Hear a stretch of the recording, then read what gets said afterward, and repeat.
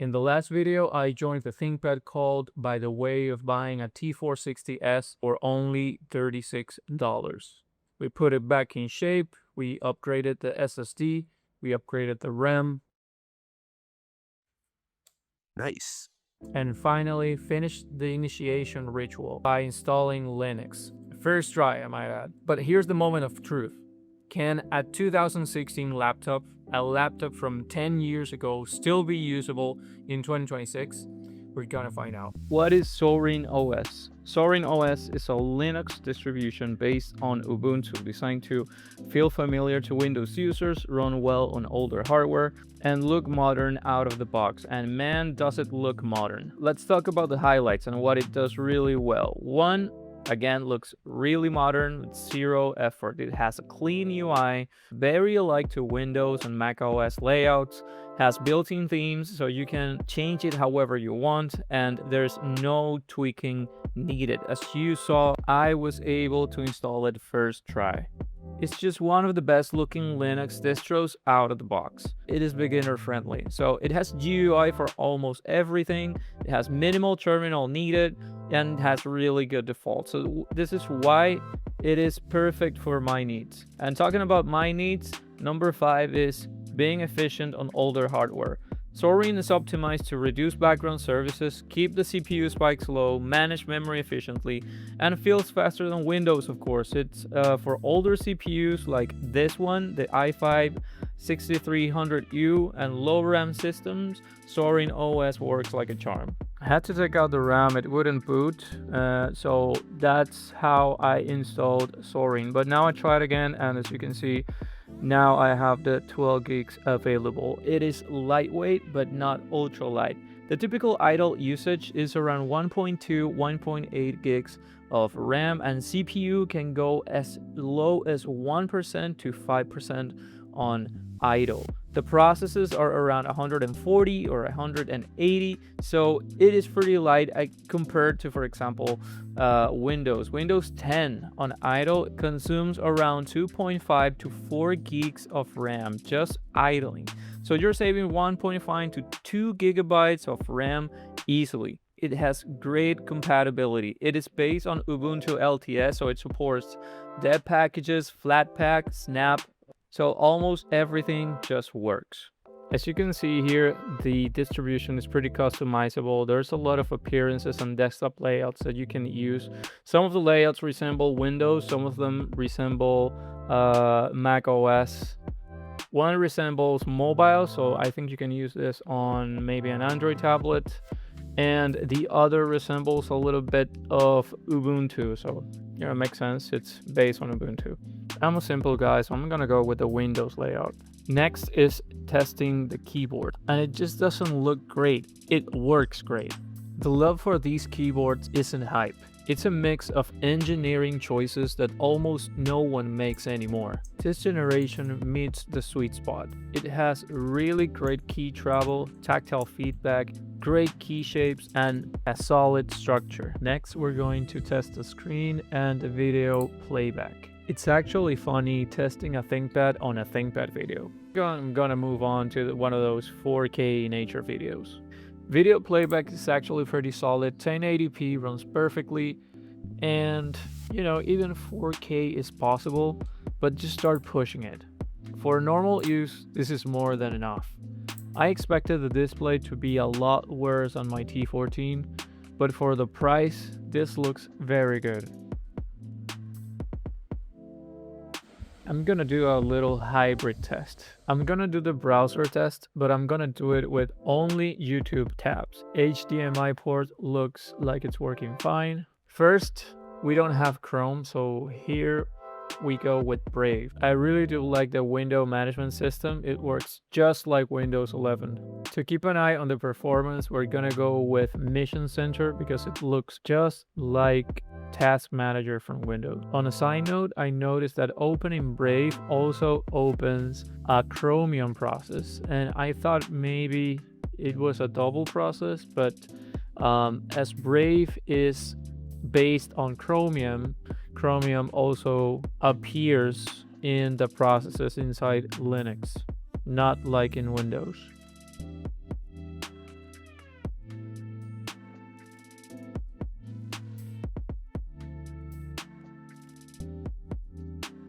Okay, so time for the test. Here we go.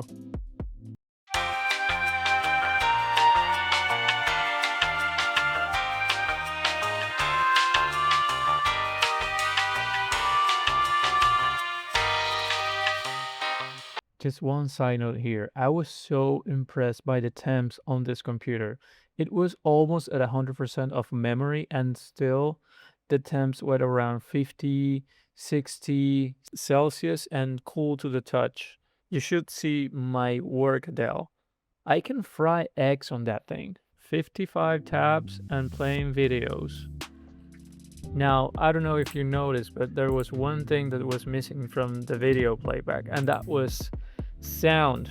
I couldn't hear anything from any of the videos. So I downloaded volume control because it lets you go past the 100%, and that way it lets you amplify the volume so I could test the speakers. So the speakers are basically dead. The left speaker doesn't even have sound. So I had to replace them. I ordered a pair of new speakers from AliExpress for a total of $4 and change, and here they are. Of course, they don't even look like in the original listing, but for $4, I saw this coming. Okay, so the first thing we have to do is go into the power settings in the BIOS and then disable the built-in battery. That way, we make sure we don't fry anything inside the computer.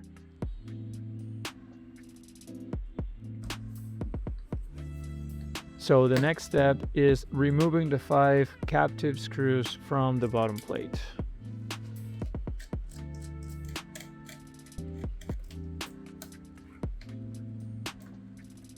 Then you pry open the plate, but in the T460S it's pretty easy.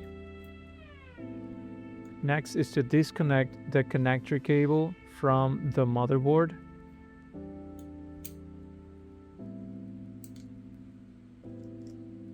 And then remove the screws from the right speaker.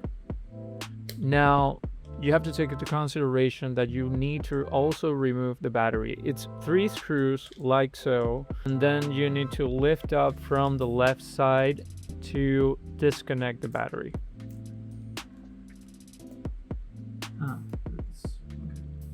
Then you remove the 3 remaining screws in the left speaker. Once that's done, you begin disconnecting the speakers, and do note that they are threaded at the bottom with cable management guides.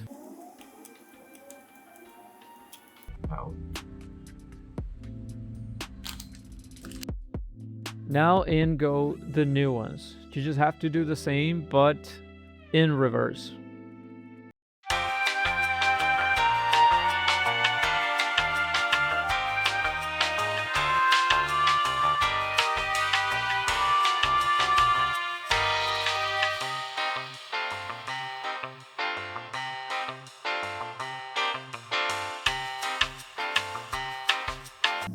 With the cables and speakers done, the only thing left to do is connecting the connector.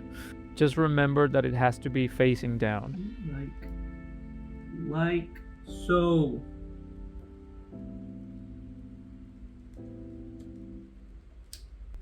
Put this thing here like so.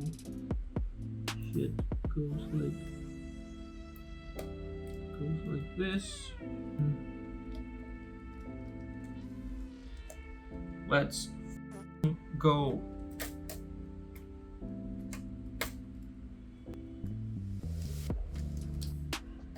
Now we screw the plate back, and for the moment of truth. Let's see if I fucked it up. Good job. Let's go with enter. Okay, I I heard a beep. That's good. Okay. Well, because why not? Just hear it. A friend basically had this computer gathering dust in it. Is that it had 48 gigs of RAM, and I just needed 30 gigs for my own computer. Woo! It's not the best sound in the world, of course. I mean, it's, you know, $4 speakers You know, I'm just glad they actually do work. Yeah, it sounds like shit. I mean, it really is loud. Like, it's making the laptop vibrate.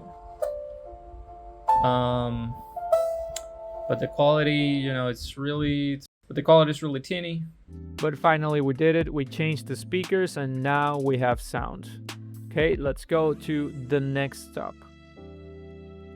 One reason I did install Linux initially on my T14 was the fact that Linux doesn't natively support the fingerprint reader feature. But huge shout out to the community as they let me know there were ways around it.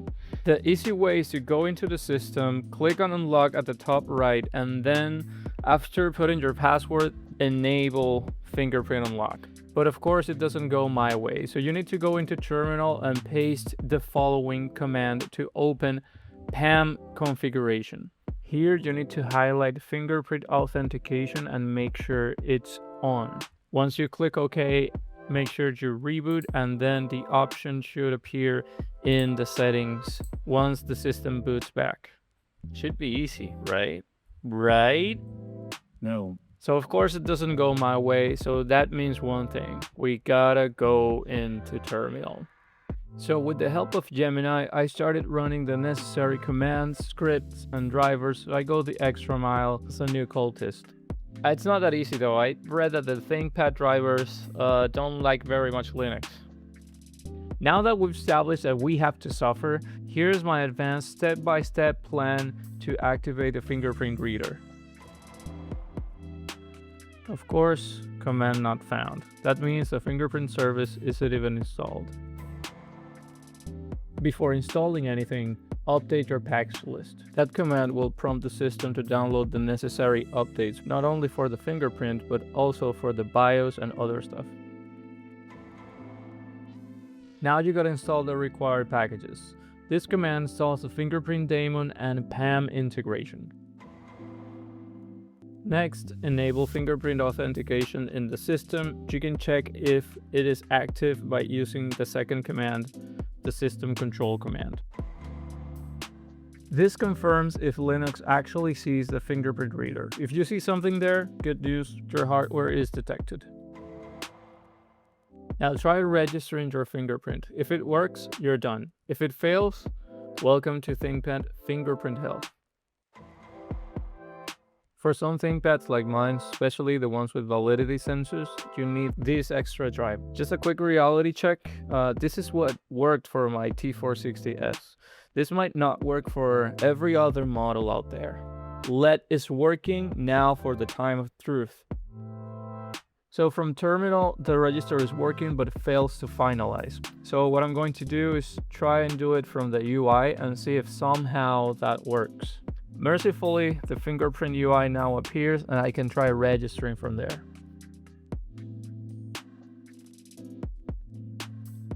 Yes! I did it. Right index finger is registered. Now let's see how it works.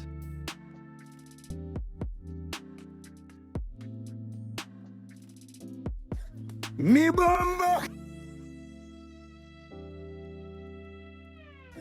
Me bomba!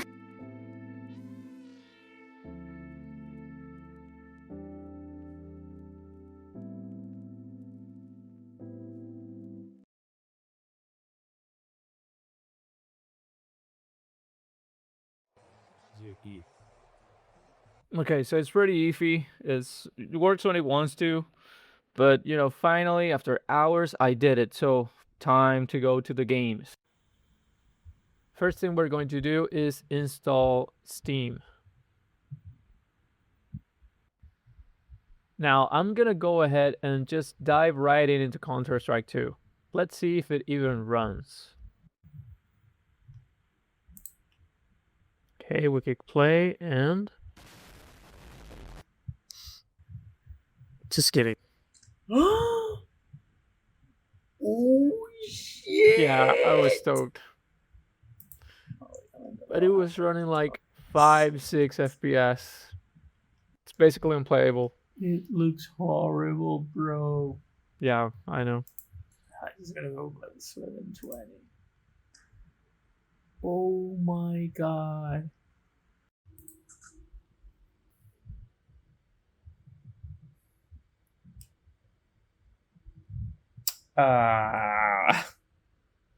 Yeah, so it's proven too much to handle for the computer, so I'm just going to lower it as much as I can.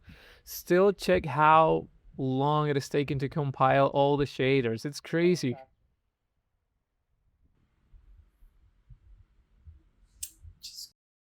Counter-Strike 64.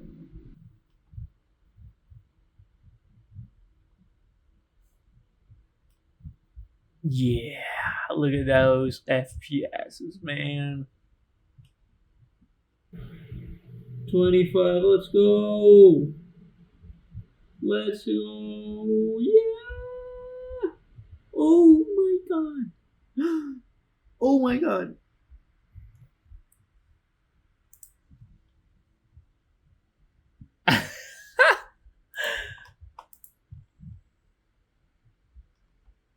Oh my god. This is so bad. This is bad. I don't even know what I'm doing, bro.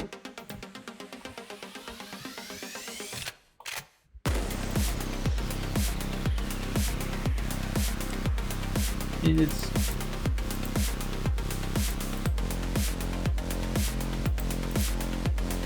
not play.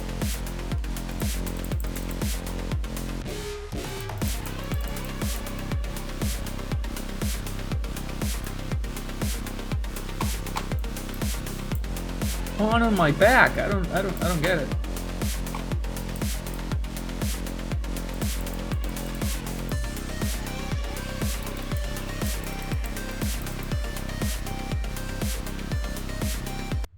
Oh my god, what happened? Ah.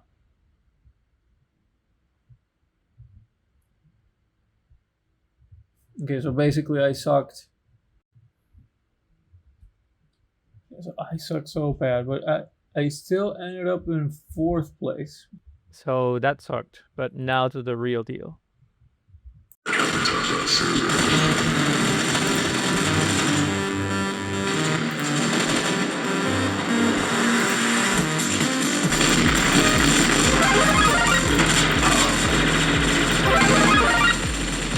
Bullshit, man.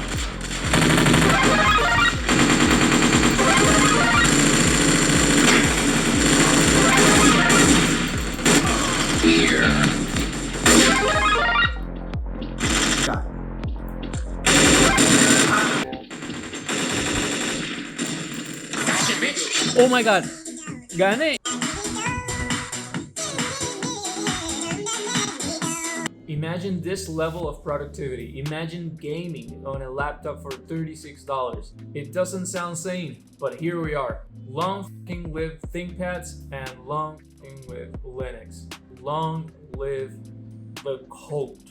Give a like, subscribe, or else.